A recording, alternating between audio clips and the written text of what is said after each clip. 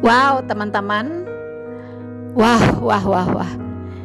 Indonesia jadi top di TV Israel, teman-teman. Mungkin TV-TV di seluruh dunia menyiarkan tentang Indonesia yang gagal, yang batal jadi tuan rumah perhelatan internasional sepak bolaan U20 menjadi trending topic, teman-teman, di banyak stasiun TV di dunia.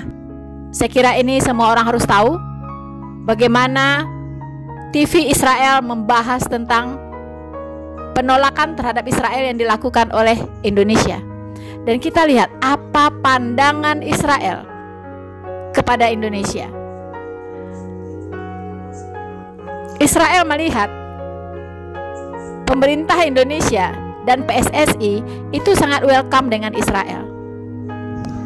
Tetapi karena ada sekelompok orang yang mereka sebut sebagai garis keras Islam yang menentang kedatangan Israel.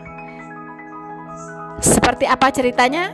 Mari kita saksikan, teman-teman. Dan setelah itu berikan komentar Anda terhadap video ini. Mari kita bersuara, teman-teman, untuk perbaikan bangsa ini ke depan. Selamat menyaksikan.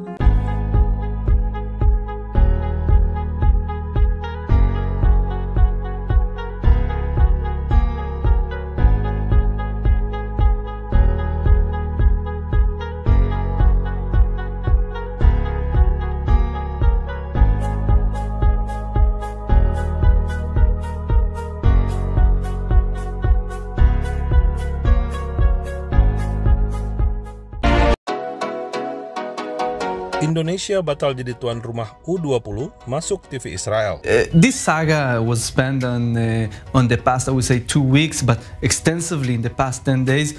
Huge efforts by Indonesian government and Indonesian Football Association to facilitate the situation that the Israeli national team would be able to arrive in Indonesia and participate in the Under-20 World Cup.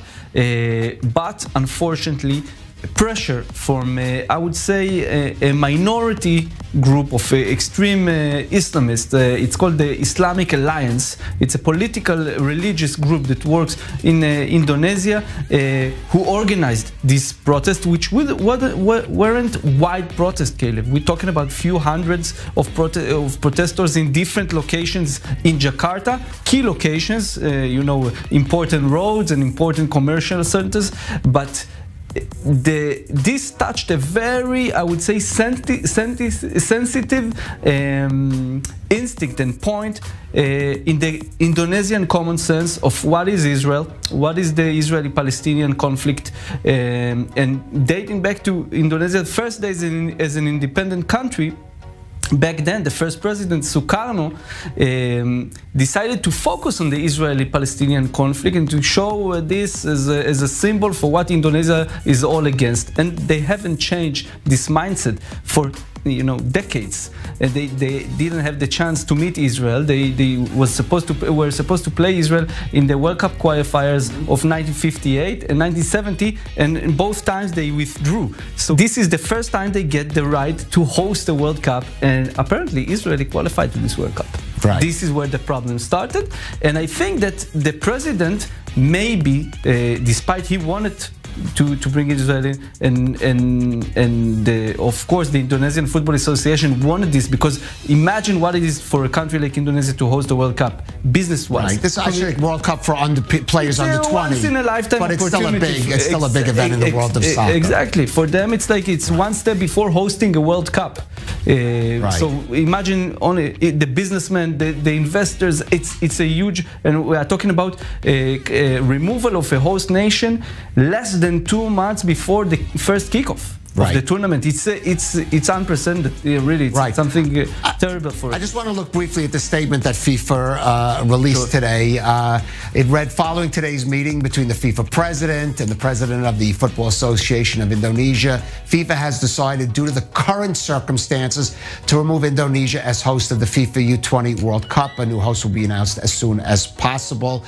Does not mention specifically Israel or the Palestinians, but maybe this is a rare chance FIFA FIFA gets a lot of criticism, a lot of it justified, but I guess in this, credit has to be given for FIFA in this case for standing firm and saying, and others, I could say there are some other international sports associations that have not acted in this way and saying no, if Israel is not guaranteed a spot right now, you're not hosting this tournament. Indeed, FIFA acted firmly and stood firmly, and I think that even the Indonesians themselves are in mixed emotion. I believe that the wide public would agree to accept Israel as guests in this tournament, and I think for FIFA as an organization, we've seen they all the time saying don't mix sports and politics, right? Yeah. But with the Russian invasion to Ukraine, they did mix sports and politics dramatically. So I think that for Israel it's a good sign, because it's a warning to other countries. Absolutely. Exactly. It's stopped a very problematic precedent from happening.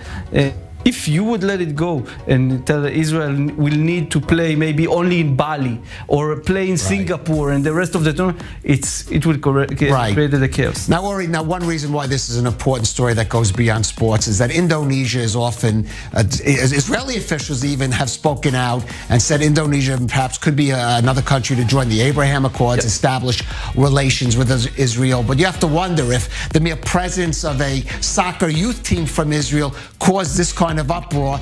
There's going to be some problems to overcome for Indonesia to actually have relations with Israel. For sure, I think there is a distance to run together for Israel and Indonesia behind the scenes to prepare and maybe change the public mindset on Indonesia, acknowledge them, educate them a little bit about what Israel is, what is the diversity of the people who are living here, and show different sides of this place, or maybe even different sides of the conflict, and maybe create a better ground for a better encounter. Sports is a fantastic encounter, Caleb. It's also the forerunner.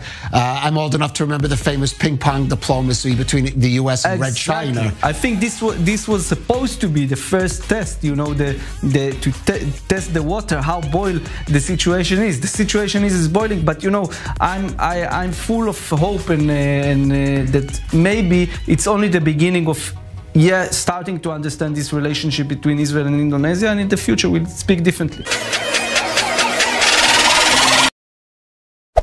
Hey there. Subscribe to my channel. And also press this bell icon.